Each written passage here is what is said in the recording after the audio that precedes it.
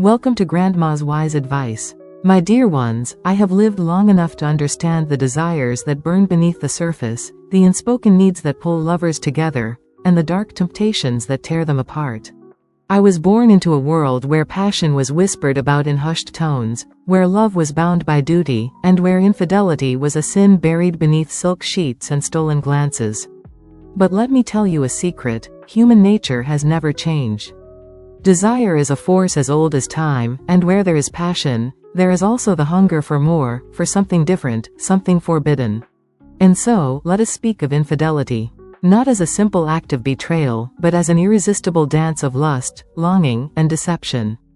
A craving that consumes, a secret rendezvous filled with urgent hands and soft gasps, a thrill that awakens what routine has dulled. I have seen how it ignites lovers and destroys them in the same breath. Infidelity rarely begins with a single act of passion. It is the final symptom of something much deeper, much older. It starts with a look that lingers too long, a conversation that drips with unspoken desires, a touch that feels like an accident but is anything but. It begins in the quiet, in the unmet needs, in the restless sighs of a woman who longs to be seen or a man who craves to be desired. Betrayal is never truly hidden. Oh, no. The signs are always there. A shift in touch, fingertips once eager now hesitate. The scent of perfume that isn't yours, the late-night whispers that end when you enter the room, the hunger in their eyes when they look at someone else. And yet, so many choose not to see.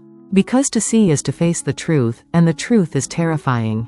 I once knew a man, a devastatingly handsome one, whose wife adored him beyond reason. She was devoted, loyal, beautiful. And yet, he was restless.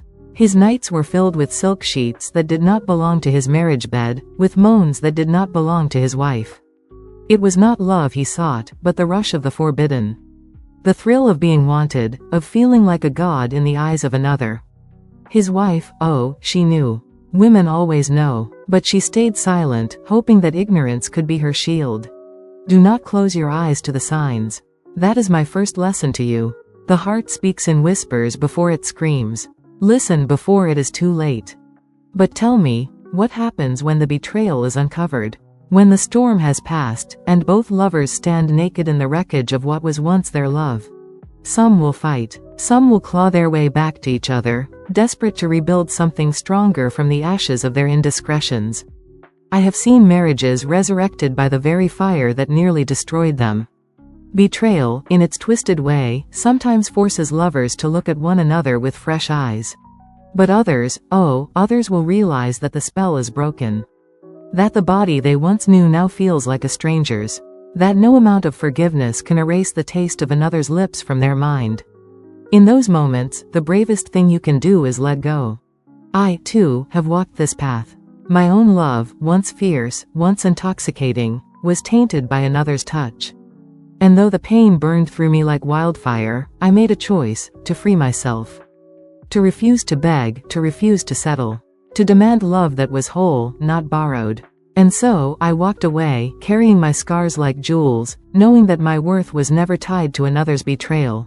That is my final lesson to you. Learn from infidelity. Whether you stay and rebuild or leave and reclaim yourself, do not let the pain be in vain. Love is a wild, untamed thing, beautiful and cruel. But you are stronger than even the deepest betrayal. Even in the darkest moments, there is light. And that light is you. If you found wisdom in my words, don't forget to subscribe, like, and share. Let's spread these lessons far and wide. And remember, my dear ones, knowledge is power, and love, in all its forms, is a lesson worth learning.